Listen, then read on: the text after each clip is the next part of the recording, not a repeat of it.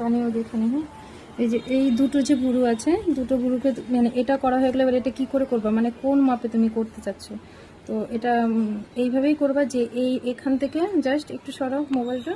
হ্যাঁ, এখান থেকে সুতাটা, এই যে সুতাটা আছে টানিয়া এখানে দেখবি, এখান থেকে সুতাটা ধরে এই সুতাটার মাপে এইখানে মাপ কিন্তু আমাদের নেওয়া হয়ে গেল। এখান থেকে টেনে আমরা এখানে আসবো, একটা দাগ মেরে দিব। তাহলে কি হলো, আমার এই যে ভুরুটা করলাম, এই যে মাপটা আছে এর মাপটা কিন্তু এখানে বসে গেল।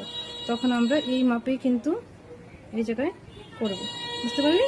হ্যাঁ, এখান থেকে ধরে এইভাবে মাপটা চলে আসলো, এইভাবে আমরা ভুরুটা করবো। এবার কী হলো, দুইটা সমান হলো, আমাদের মাপটা চলে আসলো।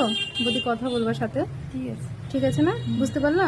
তুমি এটা যেহেতু করলা, তো এইভাবে এটারও মাপ তুমি অলরেডি হয়ে গেল। এবার এই শেপটা দেখেই এটা, তারপরে এটা আমরা করবো, ঠিক আছে? এটার হিসাবে তোমাকে এটাও কাটতে হবে, বুঝতে পারলা? এবার যদি তোমার কোশ্চেন ছিল এটাই যে আমি মিডিলটা কী করে বুঝবো, মিডিলটা একটু মানে ক্যামেরাটা জুম করে এখানটায় আমার যে নাক আছে, নাকের দেখো এই জায়গাটায় গরুর লাস্ট মাথা আছে না, এটারও লাস্ট পজিশন আছে, এখানে জুম কর ক্যামেরাটা, এই জায়গাটায় এখানেও লাস্ট মাথা আছে, এখানটারও লাস্ট মাথা আছে না?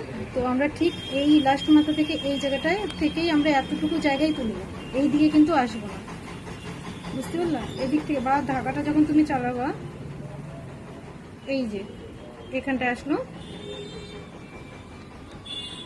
এই যে এখানটা আসলো, এরকম করে ক্রিস ক্রস করে কিন্তু আমরা উঠাবো।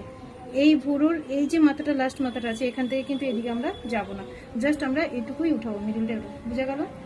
আর এটা যখন কাটিং করবা, তো ওইভাবে এটা কাটিং করার পরে এটা কাটিং করবো, জাস্ট ভুরুর শেপে। এটা এই দিক থেকে কাটবা আর এটা এই সাইড থেকে কাটবা, ঠিক আছে?